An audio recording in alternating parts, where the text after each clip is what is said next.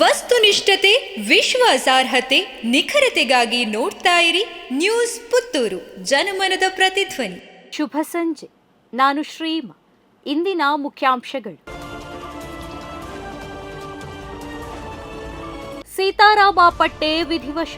ಪುತ್ತೂರು ಉಪ್ಪಿನಗಡಿ ರಸ್ತೆಯ ಪಡೀಲಿನಲ್ಲಿರುವ Balappa ಕಾಂಪ್ಲೆಕ್ಸ್ನಲ್ಲಿ S R hardwares ಉದ್ಯಮ ನಡೆಸುತ್ತಿದ್ದ ಸೀತಾರಾಮ ಪಟ್ಟೆಯವರು ಇಂದು ಮುಂಜಾನೆ 5:30ಕ್ಕೆ ಮಂಗಳೂರಿನ ಕೆಎಂಸಿ ಆಸ್ಪತ್ರೆಯಲ್ಲಿ ಕೊನೆಯುಸಿರೆಳೆದರು. ಈಚೆಗೆ ಕಿಡ್ನಿ ವೈಫಲ್ಯದಿಂದ ಬಳಲುತ್ತಿದ್ದ ಅವರು ಪತ್ನಿ ಶೋಭಾ ಮತ್ತು ಅಂಬಿಕಾ ಸೆಂಟ್ರಲ್ ಸ್ಕೂಲ್ನಲ್ಲಿ 10ನೇ ತರಗತಿ ವ್ಯಾಸಂಗ ಮಾಡುತ್ತಿರುವ ಮಗಳು ಮನಸ್ವಿ ಮತ್ತು 6ನೇ ತರಗತಿ ವ್ಯಾಸಂಗ ಮಾಡುತ್ತಿರುವ ಶ್ರೇಯಸ್ ಅವರನ್ನ ಅಗಲಿದ್ದಾರೆ.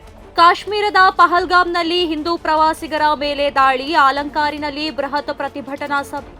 ಕಾಶ್ಮೀರದ ಪಹಲ್ಗಾಮ್ನಲ್ಲಿ ಹಿಂದೂ ಪ್ರವಾಸಿಗರ ಮೇಲೆ ನಡೆದ ಭಯೋತ್ಪಾದಕ ದಾಳಿಯನ್ನ ಖಂಡಿಸಿ ಪ್ರತಿಭಟನಾ ಸಭೆ ಆಲಂಕಾರಿನಲ್ಲಿ ನಡೆಯಿತು. ಈ ವೇಳೆ ನವೀನ್ ನಿರ್ಯಾ ಹಾಗೂ ಆಲಂಕಾರಿನ ಎಲ್ಲಾ ಹಿಂದೂ ಮುಖಂಡರು ಪ್ರತಿಭಟನೆಯಲ್ಲಿ ಭಾಗವಹಿಸಿದರು. ಏಪ್ರಿಲ್ 26ರಂದು ದಕ್ಷಿಣ ಕನ್ನಡ ಸಹಕಾರಿ ಹಾಲು ಒಕ್ಕೂಟದ ಆಡಳಿತ ಮಂಡಳಿ ಚುನಾವಣೆ.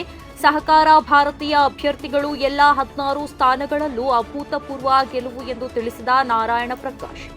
ಮಂಗಳೂರು ಕುಲಶೇಖರದಲ್ಲಿ ಏಪ್ರಿಲ್ 26ರಂದು ನಡೆಯುವ ದಕ್ಷಿಣ ಕನ್ನಡ ಸಹಕಾರಿ ಹಾಲು ಒಕ್ಕೂಟದ ಮುಂದಿನ 5 ವರ್ಷಗಳ ಅವಧಿಯ ಆಡಳಿತ ಮಂಡಳಿ ಚುನಾವಣೆಯಲ್ಲಿ ಬಿಜೆಪಿ ಬೆಂಬಲಿತ ಸಹಕಾರ ಭಾರತೀಯ ಅಭ್ಯರ್ಥಿಗಳು ಎಲ್ಲ 16 ಸ್ಥಾನಗಳಲ್ಲೂ ಅಭೂತಪೂರ್ವ ಗೆಲುವನ್ನ ಸಾಧಿಸಿದ್ದಾರೆ ಎಂದು ಸಹಕಾರ ಭಾರತಿ ಜಿಲ್ಲಾ ಪ್ರಧಾನ ಕಾರ್ಯದರ್ಶಿ ನಾರಾಯಣ ಪ್ರಕಾಶ್ ತಿಳಿಸಿದ್ದಾರೆ. ಬಸ್ಸಿನಲ್ಲಿ ಯುವತಿಗೆ ಕಿರುಕುಳ ನೀಡಿದ ನಿರ್ವಾಹಕ ನೌಕರಿಯಿಂದ ವಜಾ. ಮುಡುಪುವಿನಿಂದ ಮಂಗಳೂರಿಗೆ ಬರುತ್ತಿದ್ದ ಕೆಎಸ್ಆರ್ಟಿಸಿ ಬಸ್ನಲ್ಲಿ ನಡೆದ ಘಟನೆ.